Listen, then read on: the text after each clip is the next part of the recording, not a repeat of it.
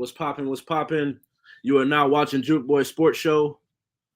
I am your host with the most, King Ralph, here with my co-host, the homie Kai. What's poppin', bro? What's good, man? What's good, bro? It's just good to see you, man. You know what I'm saying? It's good to see you, You man. too, Glad you're doing well. Hope you're We feeling better. thank you, man. I was telling my host here, man. Everyone, I came back from the dead like Lazarus, man. You know what I'm saying? Be careful what you eat, guys. You know. But For other real, than for that, real. we're doing good. We had a good week of sports, and the city of Vegas is literally lit up. It's going to be lit Yeah, up tonight. You know what I'm saying? So I'm real, for excited. real. Shout out to the Aces. So yeah, Shout out let's to the do our Aces. sponsors and all that. Right, Yeah, right. But before we get to all that, let's get to the sponsors. yeah. You want to do any podcasts like what you're watching, music videos, photo shoots, call the number on the bottom of the screen, 707 Fitboxer. And before we get started with the show, make sure you follow all of our socials. Subscribe on YouTube, like, share all of that on Facebook, both with the same name, the He Say, She Say, all one word channel. Mm. Make sure you go and follow me on all my socials, Twitch, Instagram, as well as TikTok, all with the name at King Ralph, add an underscore for Twitter. And you can follow me on IG at the.house of hoops. Once again, that's at the.house of hoops. I had posted, it was a while back, but there was a video of the '08 Redeem Team, their defense. And there's a documentary, guys, coming out on Netflix. I believe, Ralph, it's going to be, was it October the 7th? It's coming out, something like that. So, Yeah, yeah, that kind of correlates with that. So, if you guys are all interested, definitely let's all try to check that documentary out. We might talk about it on this show. So, yeah. right. And so before we get that jumping, or now that we got the show rolling, Hmm. we got some Hall of Fame, first ballot Yeah. Hall of Famers that are coming up. We got the likes of a Joe Thomas, Dwight Mm. Frith, Darrell Mm. Revis. While I sit in here and pull up the show, or as far as that actual topic, Nominees. who are Yeah. the as far as the nominees? If you had a vote, who's getting in the hall, Brody? Okay. So, according to this, you mentioned Darrell Revis. Darrell Revis for me has to get into the hall. He has to get into the hall because I've said on many occasions you can make the case or the argument that Darrell Revis has had the highest peak or greatest season ever for a cornerback in NFL history in that like 2009 season, right?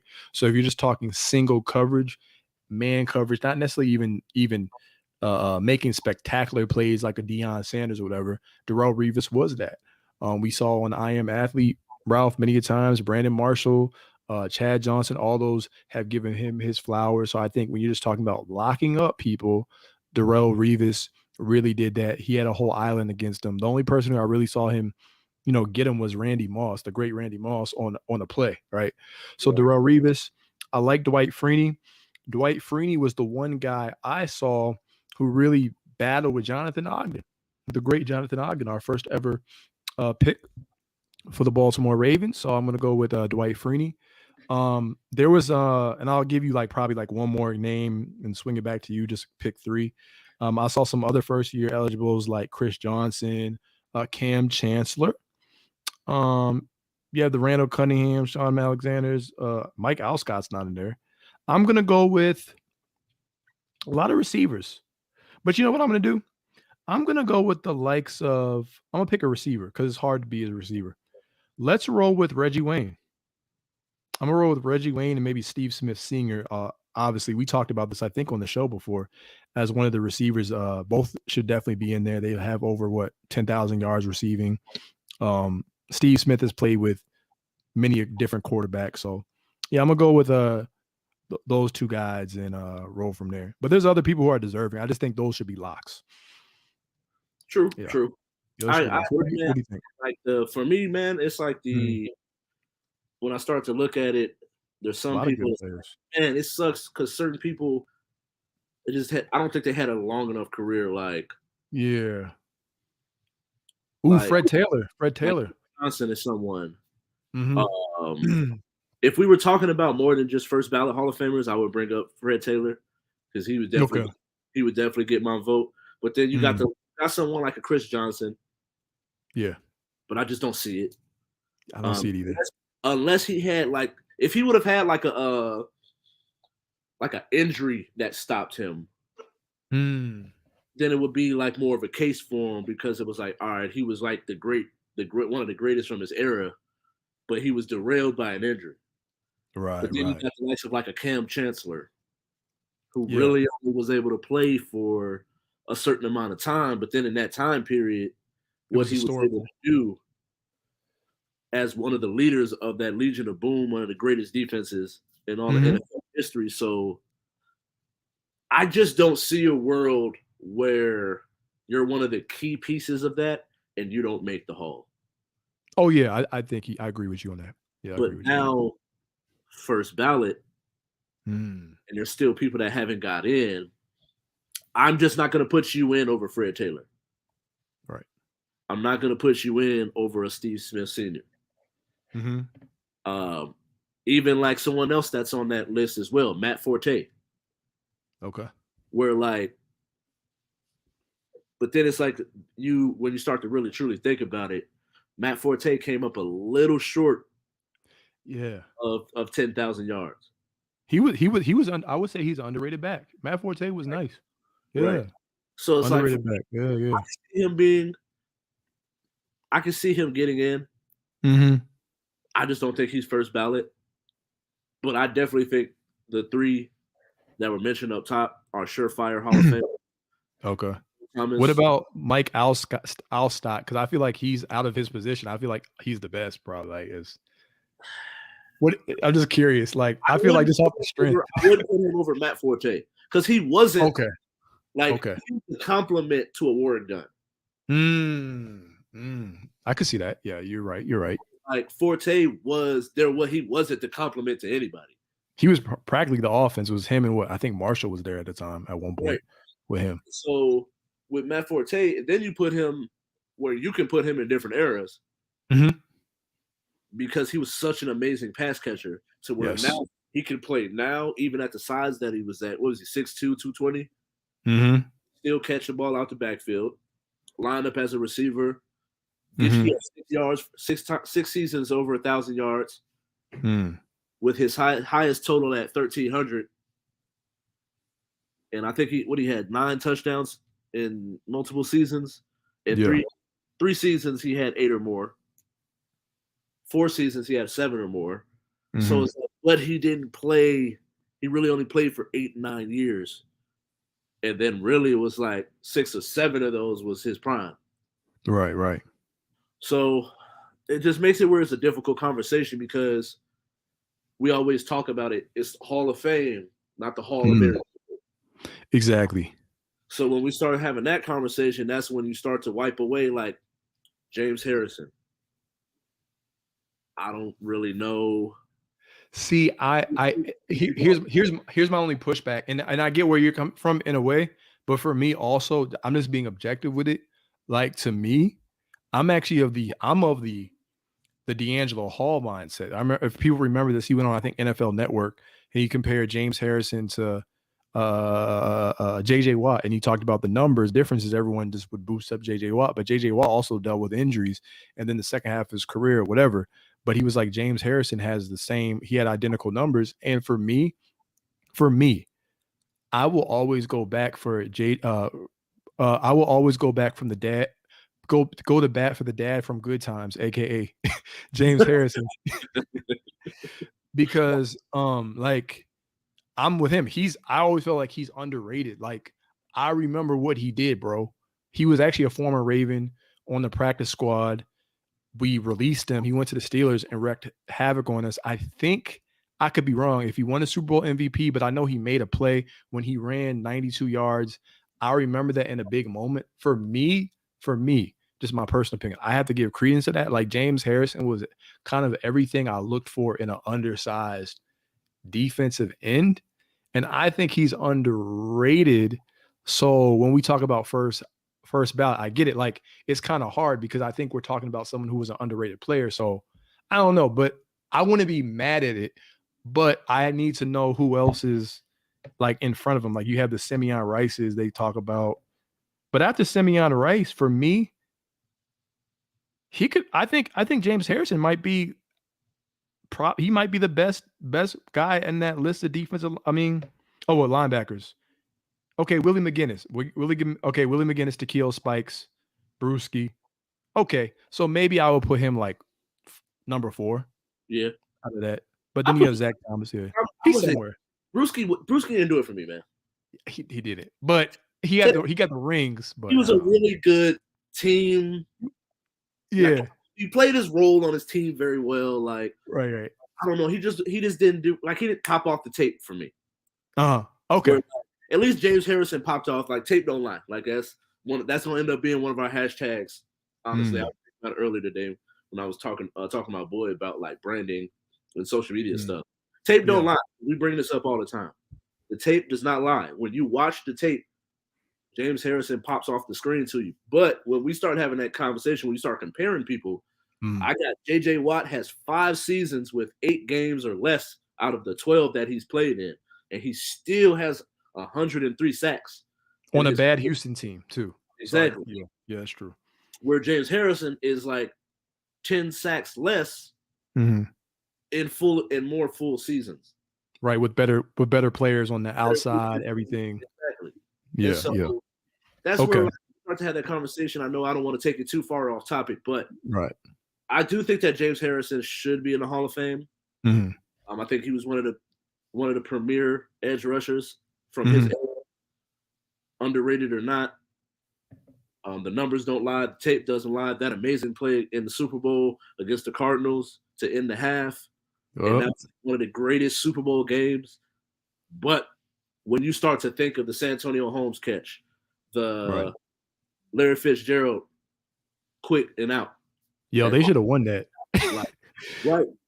And so it's like that, those 3 plays, you put those together, those are the ones that you remember from that Super Bowl. And that's one of the greatest Super Bowls that we can think of when it comes to the back and forth. Outside of the Giants winning that big catch, the Tyree catch.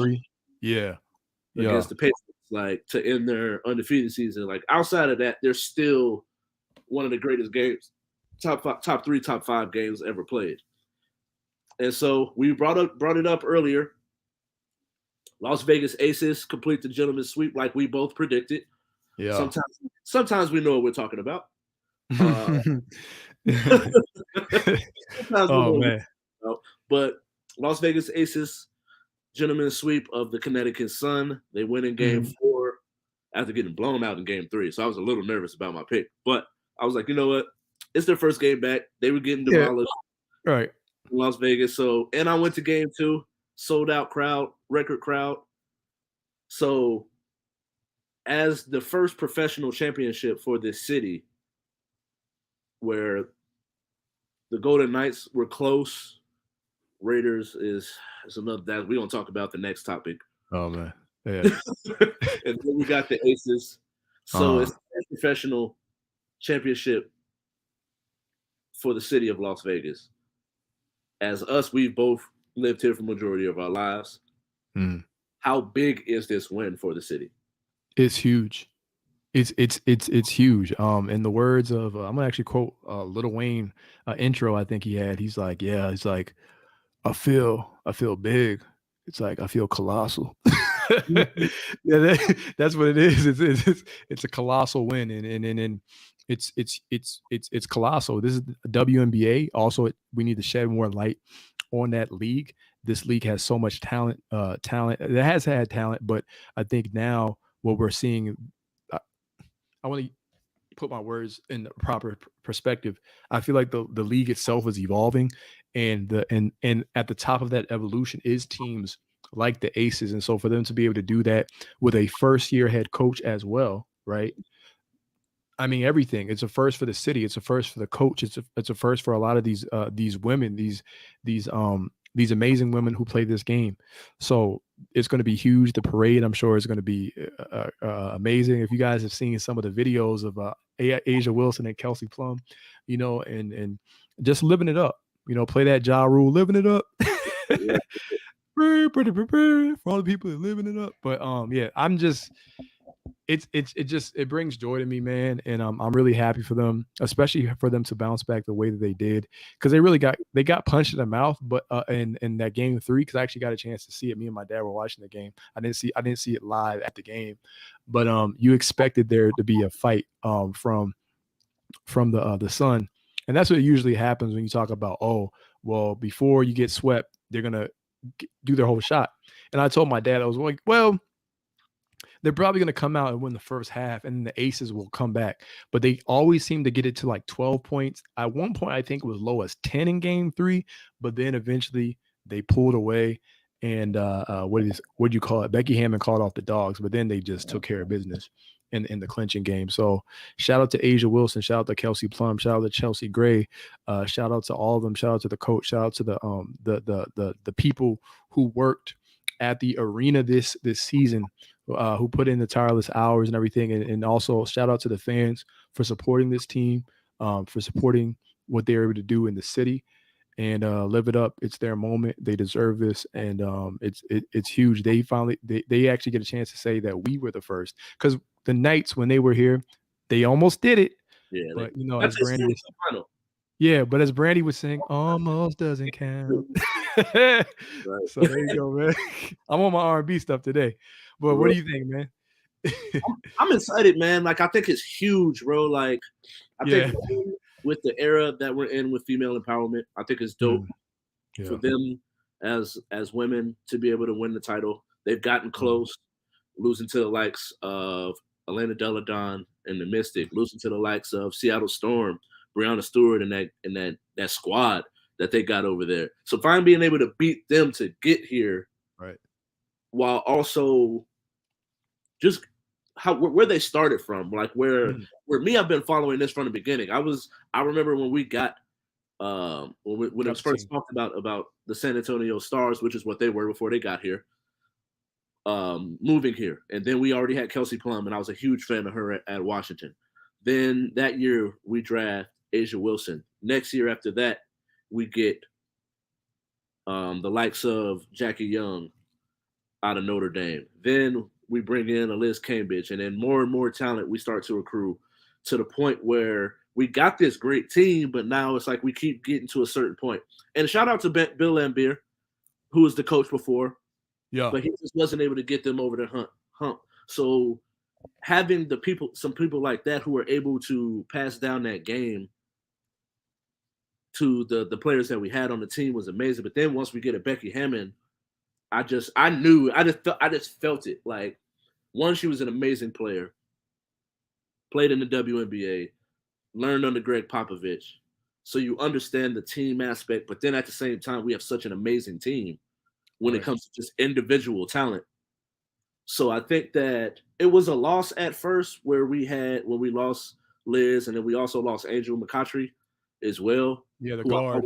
Be a big pickup, but she tore her knee up before we can ever really get some like real ground with her. And so I was a little nervous losing two big talents like that, but at the same time, addition by subtraction kind of put people in their roles. Where it falls down to Kelsey as well as Asia being in the All-Star game. Chelsea Gray wins the Finals MVP after not being an all WNBA selection, as well as she was snubbed for the All-Star game as well. So like, and Chelsea Gray herself is like, if you've watched, it's some tough shots. Yeah, not even to be that person, but it just reminds me of like how the shots that Kobe would take. Yep. It's like, Jesus Christ, like, how'd you make that? Like, she does some stuff like that where if you're not blocking it, then you're probably not gonna. It just at some point you're expecting it to go in if it doesn't get blocked. I think that Kobe's, and I don't want to put any false information out there, but I think she has been on record of saying that is actually her like all-time favorite player. So it makes sense when you see her game, because even announcers talk about, oh, she's like the toughest shot maker in WNBA history and all that.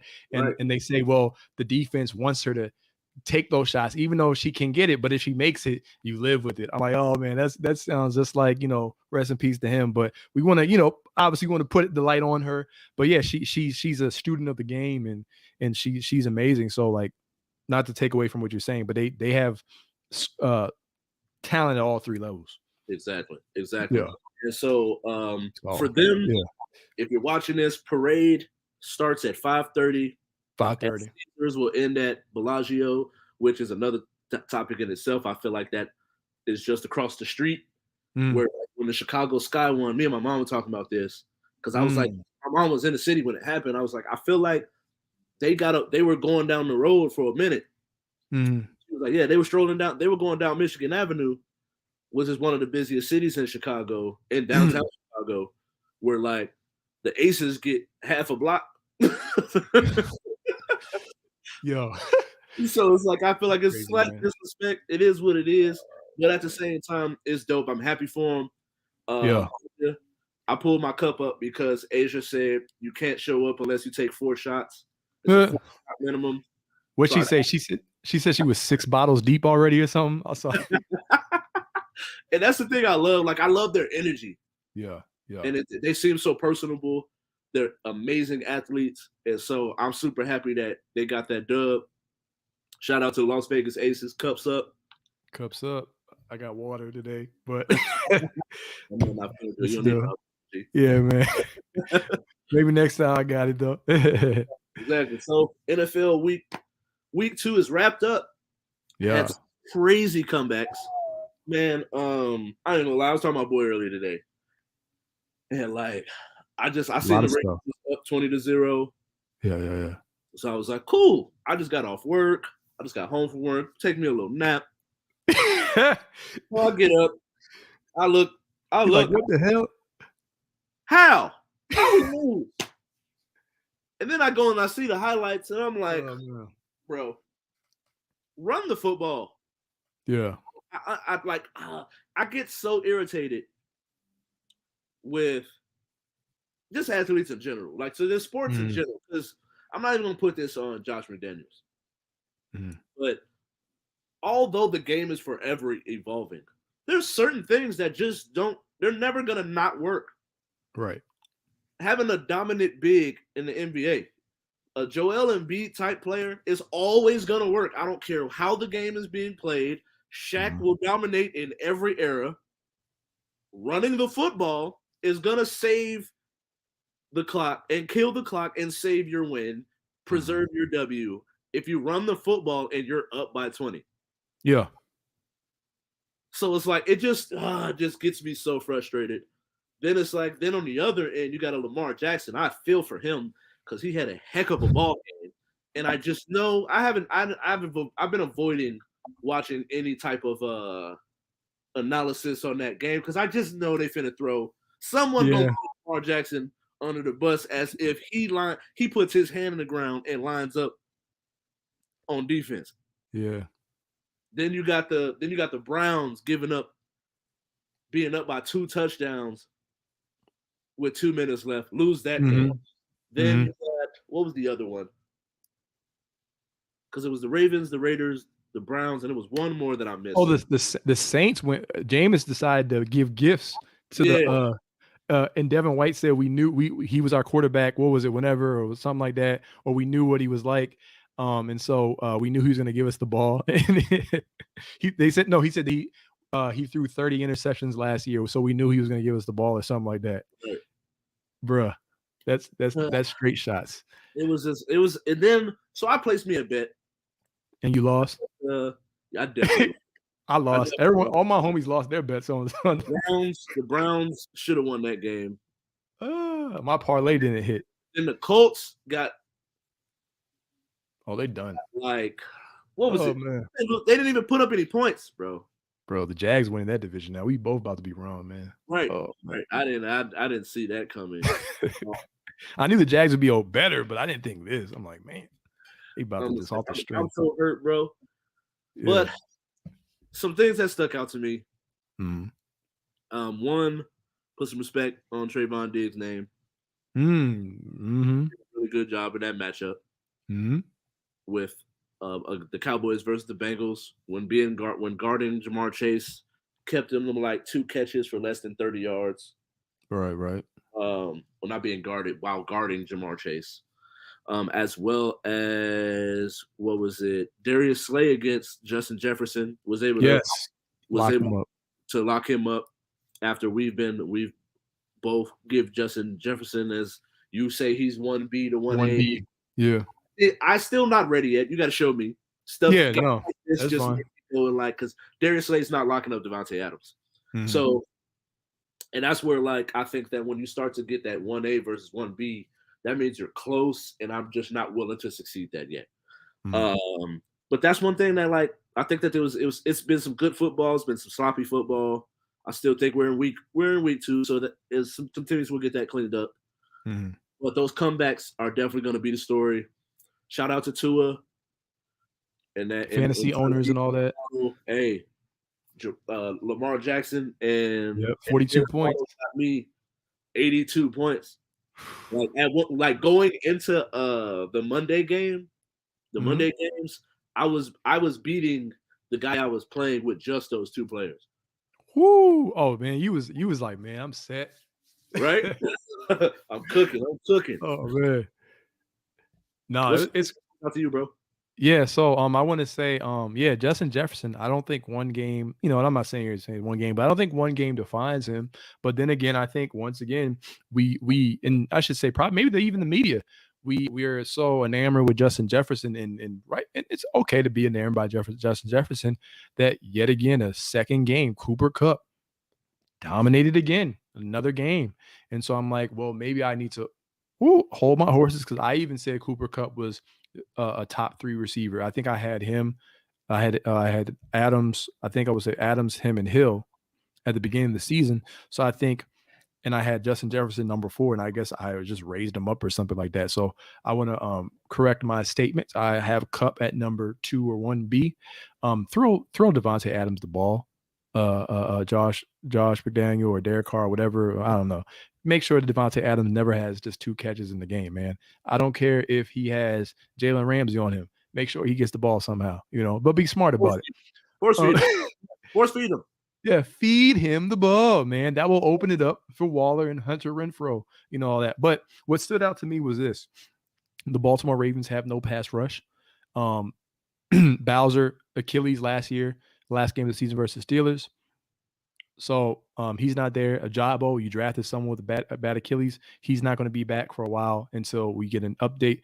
And we are down to 1 active pass rusher in that game versus the Dolphins. So we literally had Justin Houston on fumes, who played well for like 1 half and always in witness protection. So apparently I got an update that said we're bringing in JPP and some other guys for a visit. But anyway, but the other teams that aren't my team, and I actually believe Lamar Jackson, not to be biased or anything, I actually believe he's the MVP this season.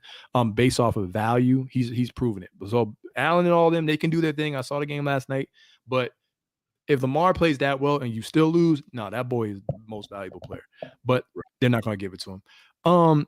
And then I'm going to go with the Patrick Mahomes is still the best quarterback in the league. That should be no debate.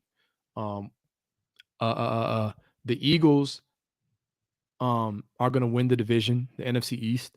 Yeah. Close. Yeah, I think they're winning that division. The Bengals may miss the playoffs if you're doing a bold prediction bet.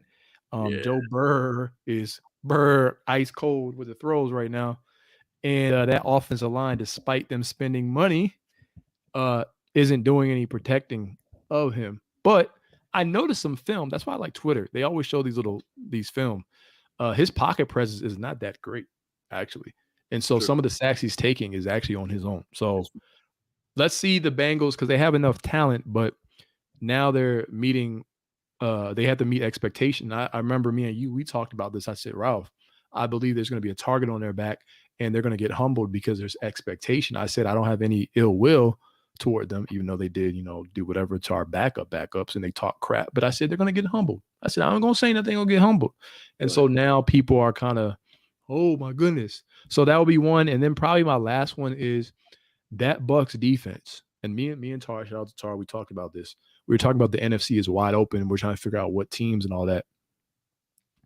And I said, I really, the Bucks, I know they have injuries, and I mentioned on the show interior O-line and receivers and Godwin and hamstring and ACL and all that. But the second half of the season, if Brady gets reinforcements and that offense really gets going and they're running the ball more with Leonard Fournette, which they should be, that offense, their linebacking core, to me, they still have the best linebacking core in the NFL with Barrett, with White, with what's the other boy's name?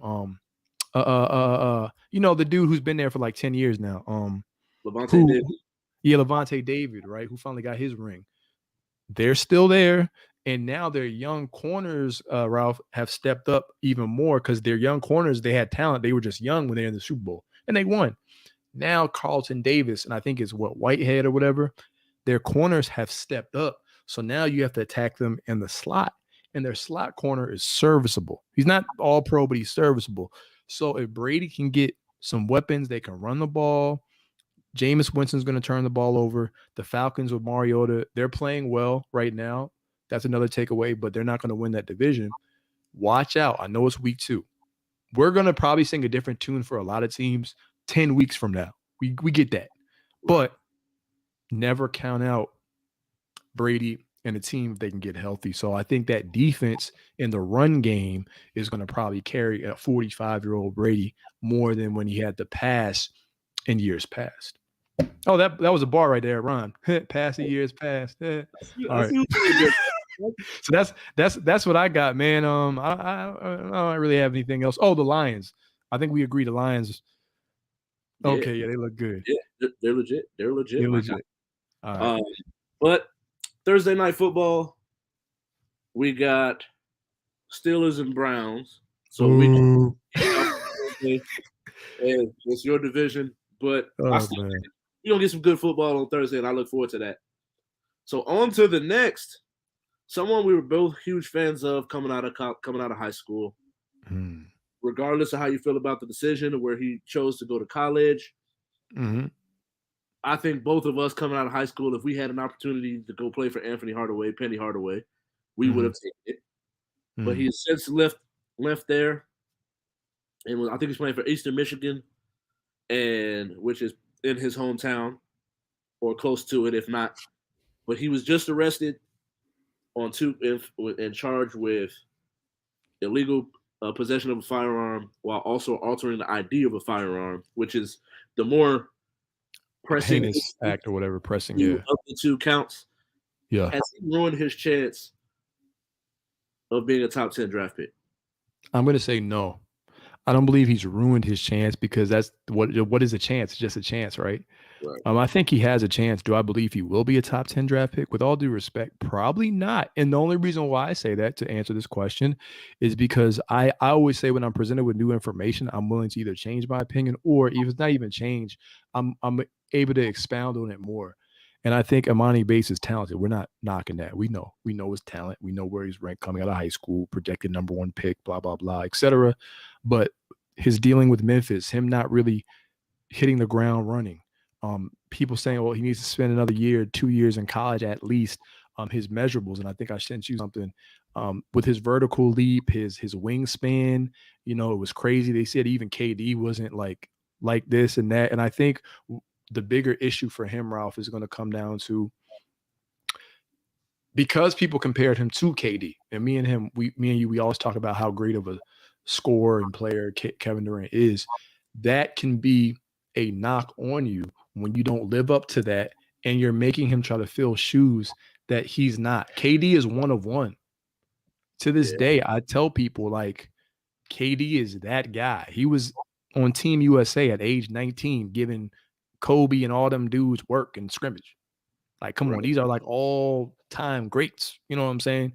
And so I did see Kevin Durant in him, and KD even saw that in him, a little bit of him in him. But he also said that about Brandon Ingram. Brandon Ingram's actually nice.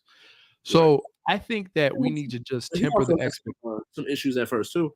Yeah, and he had issues too, and then he evolved. I just think that his development is going to be is slower. It's going to be slower, and that's okay. He just needs to stay another year at college.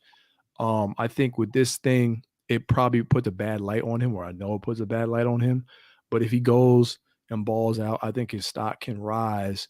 But you now have another crop of guys with the Mikey Williams and et cetera. And he was just on a podcast, I believe, talking about people calling him like overrated and all that kind of stuff. And the way Chet Holmgren kind of, attacked Emoni in high school and college when they or whatever. So it's like, dude, but me, I believe, and I take full onus, even though it's not anything to be wrong about. I take onus for even saying, okay, well, you could probably, I see that KD and all this other kind of stuff and blah blah blah. And dude, like KD is KD. Let Emoni be Emoni. You know what I'm saying? Emoni is good in his own self. He has the potential. Yeah. He just needs to tap into it. And I think some of the athletes, even in the college level, they don't fear him like people feared KD his freshman year, because KD was averaging 25 and 11. So let's first rid of the comparisons to him and let Emoni be his own man. And I think if he just plays with no pressure, he can definitely who knows where he'll fall, because I think still Michael Porter Jr., if I'm correct me if I'm wrong, he still went in the first round. He just went late, right? It was lottery. Yeah, he was still, yeah. And the Clippers had a chance to get him. They stupidly passed up on him, and the Nuggets got him. Yeah, we had a chance to get him too. And Right. I think we either took Wendell or we took Lauri Markkanen, one of the two. And I think even with the injuries, I think Porter's probably still the better pick after that. Mm-hmm. Exactly. 100%. It happens. Disagreed with it, because I was like, yo, we're so bad. Yeah. Who cares if he can't play the first season? Facts. And he balled out in the bubble. He shoots like 50% from the three. Like, come on, man. Yeah. I think that one thing about Emoni Bates that people need to, one, I understand that they're 6'9", 6'10". Some of them be like 6'8", 230, but they're still kids at the end of the day. Where me, although we are talking about whether or not he has the chance to be a top 10 draft pick, I wanted to shed some light on the fact that these are kids. He's 18 years old. He forgoed his, or however you want to say it, gave up his senior year of high school to go into college a year early. Yeah. He's only 18 years old. And so the mistakes he's making are not going to define him as an adult. Like how many times I'm 32, about to be 33. What I did, my mistakes at 21 have nothing to do and do not define who I am as an adult in my 30s. And so he's young, give him an opportunity. Hopefully, the thing, like I said, with the whole altering the idea of the gun is a big deal, because it's like, why were you doing that? Or was it done before you got the gun? So you were able to purchase it in the first place, which is why the person sold it to you in the first place. But so those are questions that got to be answered, but he don't got to answer them to me. Hopefully, get him in trouble. So being 18, going to Eastern Michigan, I do think that he has an opportunity to dominate lower level of talent. So if he can stick out, be a dominant figure, hone his skills, I think he possibly could, and go to bring the topic back in, be a top 10 draft pick. But I do think he has a lot of work to do. I don't really see him. It would not be in his best benefit to be one and done at Eastern Michigan. No, that's not in the cards. It just go out and ball out for a year, 2 years, just go ham. Exactly. Stay in the lab. Exactly. So like for me, I think he has a chance because he's so young, where he could do 3 years in college and he'll still be 20. There you go. Going into the NBA. So can he do G League? Am I mistaken? Or he probably don't want to do that, or could he do it? He could. He could do 1 year in Eastern Michigan and then go to the Ignite. He can come up like a Dyson Daniels or whoever, all the other guys. Yeah, that might even benefit him being around that pro structure. Right. On to the next. So we got the likes of Georgia, Ohio State, Bama, Michigan, to name a few teams. Of all the undefeated teams, who has the best chance of winning it all? I'm gonna go with Georgia. And I know it's early in the season, but I'm gonna go with Georgia. And the reason why I'm going with Georgia, Ralph, is like we had talked about in the previous show, is I like the fact that they have evolved offensively. I like the fact that they have something that other teams do not have with those tight end sets that they can run. They have 3 different tight ends. They're athletic. And so this year, despite the fact they I want to say, what was it, 7? Correct me if I'm wrong. 7 starters or 5 of their starters or their defense that got drafted, which just goes to show you the level of talent they were able to recruit. Went to the NFL draft. They still had guys who they could replenish some of those resources at, and they're actually have stars at all 3 levels, at the linebacker position, at the defensive back position, at the interior line, whatever, on the defensive side of the ball. Okay. And then their offense, their quarterback. Okay. Now he's playing at an elevated level. And so now it's almost like we see in some NFLs when you lose one thing, but you're doing something better. It's like the Chiefs. You lose Tyreek Hill, but you're running the ball better and you're still able to score on offense, And so I think that is very dangerous to Georgia, but also to kind of wrap it up, their schedule. They have a really real chance to run the table via the schedule, and I think that behooves them and benefits them for the long run. Where come playoff time and bowl time, they can be sitting pretty. And I think that even though they're under the radar, it's almost like the target's on Alabama's back. I don't know why, but and Georgia can kind of go under the radar, like, oh, the defense isn't really like, you're not worried about that. And like, no. They're the best thing to say with Georgia is they're balanced. And I like balance. So I think just when I look at how balanced they are, the big tight ends they have, and the having another year underneath the coordinator, and having the schedule, because scheduling to me matters. Scheduling matters. Just having a chance, Ralph, to run the table. I'm gonna go with Georgia, and I actually think I might put a little money wager on them to come and win back-to-back. It's hard to do, but they might do it. I think they lose to Alabama at first, but then playoff time, hey. So that's my pick. What about you? I know who you're rolling with. So. Me, man. But honestly, bro, I just think of all the teams that are undefeated. Yeah. If it's not Georgia, Georgia, Bama, or Ohio State, I don't really think like you picking the field. No, I'm not picking the field over any one of those 3. And so after we just had a college basketball type score, 77-21. I know it's Toledo, but to be down, like I mentioned with the Emoni Bates topic, when you're dominant against lower level talent, I just think it separates you from the pack, where some people might take a week off or play down to their talent, their opponent's talent. I think C.J. Stroud having 5 touchdowns with over 350 yards. I brought him up before, Marvin Harrison Jr. playing for Ohio State with a deep receiving core. He literally is the 3rd or 4th wide receiver on the depth chart. That's crazy. He came in with 2 touchdowns, 6 receptions, 17 yards per catch in this game. We got Jackson Smith, who could end up following Garrett Wilson and Chris Olave being the first round. Julian Fleming coming back with 2 touchdowns. I think, although like I always say, some people pay a little bit too much attention to defense. I mean, to offense, and don't pay enough attention to defense. I think that when you have that type of firepower, as long as you're able to run the football and not be so one-dimensional, which is what we had kind of got to last year, which is what our issue was. C.J. Stroud has a super arm, going to be a super amazing NFL talent.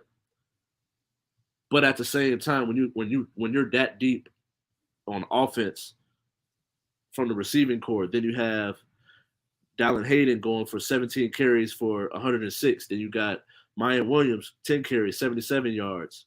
You have 3 rushing touchdowns amongst the team. So I think that the balance between the two, although it was a lesser talent, then when you look at our schedule, currently as we speak, there's only 2 teams that we play that are ranked currently as we speak. Now you can have the conversation of strength of schedule. Right. That matters. And it does matter. But if you can go out there and dominate. Right. Yeah. Really, Michigan will be. We got Penn State ranked at 14, and then Michigan is ranked in the top 5 with us. So Michigan can continue to come along with us. That game is going to be a big decider on who comes from our side. All right. Of was it Big 10 or is it Big 12 now? No, we're Big 10 still. Yeah, you guys are Big 10 with Maryland and all them. Yeah. So yeah. I'm curious to see what happens with that.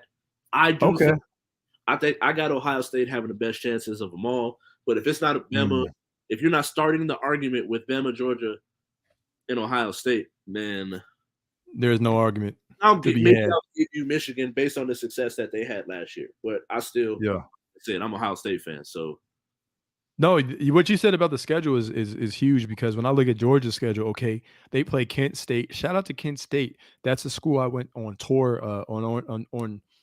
on tour with college tour years ago with my sister when she was looking at colleges, and then I was looking at doing an animation program out there. So I've been on that campus. So shout out to Kent State. Then they play Missouri in October. They play Auburn, SEC, Vanderbilt, SEC. They play Florida. Okay, Florida's 20th right now. Tennessee 11, Mississippi State, Kentucky. Then they play Georgia Tech. So like you said, when you look at both Georgia and Ohio State, they definitely have a chance to run the table in terms of the scheduling out there. So yeah, it's going to be interesting. But I agree. I think that trio of teams is going to be the champion will come out of one of those 3 teams. That's it. On to our final topic. All right. Injuries are a part of basketball. Mm-hmm. So it makes it part of life. Injuries is part of life too. Man, my check knee light came on. I went to kneel down at work the other day. It was crazy. Man. You had a crack in the knee. I felt like the 10 man. I was like, I'm gonna need some WD-40 for these knees. Oh man. But Danilo Gallinari injured, tore his ACL. They downplayed it at first, but it came out, tore his ACL in the International FIBA games. Chet Holmgren out for the season with a Liz Frank injury after injuring himself trying to block LeBron in a Pro-Am game. That's his fault. No, low key. I'm sorry. Players playing basketball, because we have the videos of Kobe going to the record during the lockout season. KD was just pulling up wherever he could get some shots up and going crazy. We had the conversation about the Drew League, the Desert Rain Pro-Am out here in Las Vegas, the crossover Pro-Am in Seattle. How do you feel about players playing competitive basketball outside of the NBA? So here's how I feel, right? Players have been playing competitive basketball outside the NBA since the days of Kareem Abdul-Jabbar. I mean, they have, you know what I'm saying? Like Kareem was at the Rucker. Kobe went to the hood and played, you know what I'm saying? They called him Lord of the Rings. They went from 3 rings to Lord of the Rings. You know, we all saw that, right? And so I think for me, it comes down to this. If you're a franchise, you want to protect your investment at all costs. However, these are grown men, and you should be under the notion that they know how to be smart in terms of how hard they're playing and maneuvers that they're doing. Now, when I mentioned the Chet Holmgren thing, before people send us hate mail or something like that, or people at me on at the.house-of-hoops sending me stuff in my DMs, I was not laughing at his actual injury. I was pretty much saying that's his fault in terms of Chet Holmgren. Why would you ever try to block LeBron? Like, think about that for a minute. Did you not see what LeBron James did to Tyler Hero in the bubble? Yo, this dude moved him like Bone Crusher. Move. Oh, you know what I'm saying? Oh man. So yeah, that was just foolish, man. Like Chet Holmgren, like, bro, no. So I think that when you're not tactical about it, it's an issue. And then when you talk about world competition, that happens. But I think today, ultimately, the reason why I don't have a problem with it is because we have such advancements in technology, and sports medicine is at the highest can ever be, where you're doing training regimens that are supposed to help you prevent injury as much as possible. I feel like if you get injured outside of a freak injury, it's called a freak injury for a reason, right? That means they're few and far between. then it's probably because you're injury prone and things happen and all that kind of stuff. But other than that, I mean, if you get hurt, bro, it's kind of all in the cards at this point. And people are like, well, what if when your franchise got hurt? Look, man, my franchise now is the Charlotte Hornets, bro. If LaMelo Ball was hurt, we still weren't winning the chip this year. So I mean, I'm not wishing that on anyone. You know what I'm saying? I'm like, bro, like I don't have no championship aspirations, so maybe I see it differently. But I'm cool with it. It's cool with the fans. I've never heard of anyone tearing their Achilles at the crossover. I never heard anyone tearing their Achilles in the Olympics or something like that. You know, I think Giannis, sprained his ankle, but he sprains his ankle like once every month. And he came back from a hyperextended leg, which I don't know how he came back from. Yeah. How, bro? In like 3 days, came back from the dead like Lazarus too. I'm like, come on, man. When you're called the Greek Freak, it's right. Sometimes at some point you got to live up to the name. Yeah, he's like DeAndre Ayton. Take this, man. Right. So me personally, I don't have a problem with it. I can understand, your owners and all that, but if that was the case, I think that's something that potentially, Ralph, they should have talked about maybe at the not the CBA, but when they had even within the contracts, right? The owners and the players. So, yeah. Me personally, bro, I think it's one of those things where like I just love the hoop. I love the hoop. I love to see the hoop. Like sometimes we want to see players play with certain people, so that's why it was such a big storyline that LeBron and Kyrie could play on the same team. Thank you. The infamous Rucker game that never happened. The greatest game that never happened. Fat Joe and Jay-Z and all them. Like we want to see these people play, but right for the sake of the competitive spirit of the NBA, we most likely will never see these certain matchups and certain people teaming up together. Mm. And so I think that it's one of those things as part of like a fan of the game of basketball. I want to see it. So I don't particularly have a problem in players playing in the Pro-Am. I don't, as a patriotic person myself, I don't, because as much as we start to have this conversation of how America treats people of color in this country. Yeah. There aren't too many places I'd rather be at. Yeah. So as a person that is patriotic, and if I was a high level basketball player, I would love the opportunity to play for my country. Right. So I can't really fault someone for going and playing in the international games, the World Cup games. So I just really particularly don't really have an issue with it. Plus, you get to see Greek Freak with him and his team and Joker against Giannis. Yeah, not Giannis, but Joker, Jokic, and all that. Yeah, or you get to see him matched up against the Joker. You get to see certain matchups like did you see when I forgot what team it was, but Sabonis got blocked and the guy was so busy yelling in his face that he didn't see that someone on the Slovenian team had got the rebound and they ended up working on him because he was too busy gloating about Sabonis. Yeah, that's hilarious. But it's part of the game, man, because people like me always bring up Derrick Rose. Derrick Rose is one of those people that never really played pickup ball. We're right. He never did. He really played pickup ball. He didn't do pro-ams. No. He only played in the Olympics, the FIBA World Cup games, and NBA games. And he still found a way to get hurt where it diminished majority, like a whole thing of he's a huge what-if story. So it's just part of the game. Whether you do it in the NBA game, if you do it in the FIBA World Cup games, or if you do it in a pro-am. Hey, I know someone you will never see play in any form of international play, pro-am play, or whatever. He's just going to listen to his music and smoke his Cali Kush. His name is Kawhi Leonard, man. Hey, Kawhi over here curating playlists and smoking weed, man. Remember he was at the Ram game. The cameras caught him. He's like, bro, look, Paul George waving his and Kawhi's like, man, I'm just trying to roll up, man. Screw with these people on. Right. So hey, Kawhi don't do no type of international play. Yeah. I think it's dope. I think that the one thing like with the World Cup games, it makes it interesting because the rules are slightly different. Right. Right. So then you get to have that conversation of like, what if they brought those games? What if Rudy Gobert could slap the ball off the rim?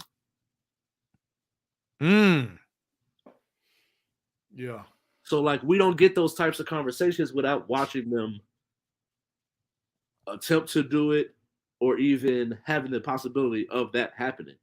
And Right. so I think that it's one of those things where it's a blessing and a curse. It just is what it is. Like, injuries are just part of the game, and it sucks that we're not going to get to see the Celtics at the full power. Having a Malcolm Brogdon was a huge addition, but Gallinari could go for 30 coming off your bench. Probably Yeah. now in this day and age, he, even as healthy as he was, he probably was still closer to like going off for 20. But he was a knockdown shooter. So then you also run the risk of, now we're not going to see Chet Holmgren and Josh Giddey, All right. and those young and Shea Gilgeous-Alexander. Like, that would have been a great big three to see. So now we're gonna miss out on that. But that's just like we've been saying, it's been part of the game, and I don't Part of the game. really have a problem with it. It sucks that we're not gonna get to see it, but injuries are a part of the game. What more can you really do about it? Yep. I mean, Wilt Chamberlain was out there back in the day playing pickup and bench pressing 500. So in the off season, Dr. J was out there too. yeah, Dr. J, Isaiah, Smokey Robinson, Isaiah, man, Thomas was out there. So even Michael Jordan. Mike played everywhere. Yeah. I'll say there's videos of Michael Jordan going out and hooping. Hey, Mike has some of the coldest pickup tape, bro. Facts. And he be wearing them fire J's on too. Yeah. Doing all kinds of right. He's like, oh, school teachers, let me play on you, man. Come get in this poster. Come get in this poster. Facts, man. Mike's different, bro. And so we got a little bit of time left. We done went through our topics. So at this point, did you see LeBron finally went bald? So I did, but then I got killed, man. Because allegedly, I don't know if it's right. I mean, you're more on the Instagram. I'll be on Instagram story too, but like apparently it was a filter. Oh, dang. That's what everyone is saying now. You know, some people are like, oh, it's real. But then I keep seeing people saying it was just a filter. But he should go bald. Right. And he got at least he got the Joe Budden beard or whatever you want to call. Well, he got more beard than Budden. He got the Rick Ross beard. Right. So just bring it in. And then people like, he's trying to be like Mike. That's why.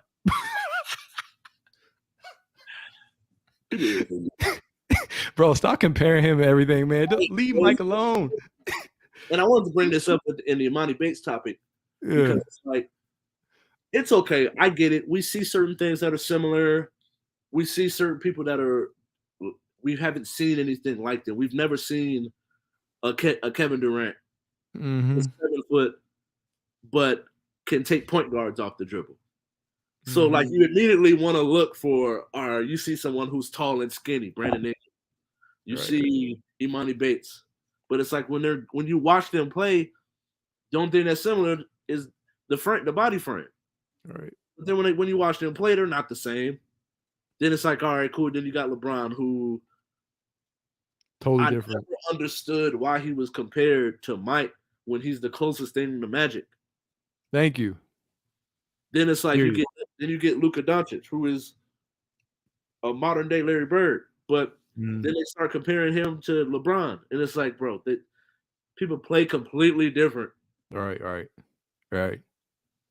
So I just don't see it, man. But you know how it is. That's that eternal like warfare, Jordan versus LeBron thing. So I ain't gonna get into it.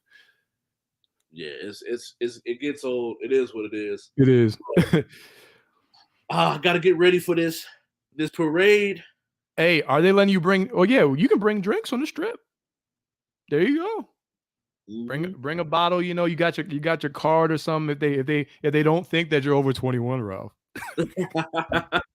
No, I'm too old. I don't even get ID'd no more, bro. Bro, I have a relatively young face, but even I got ID'd at Summerlin at Red Rock Casino. And I'm like, bro, really? What was you doing? But I was 20. There? I was like, because I remember I used to work out there. Oh yeah. But I think I was like 27, 28 at the time. I turned 30 at the end of this year, so I wasn't that much, but whatever. But hey, that's what's up. It's cool. Yeah. Have a great time. I'm finna be drunk. But thank you all for watching. We're out of here. Peace out. Follow all the socials. Bye-bye.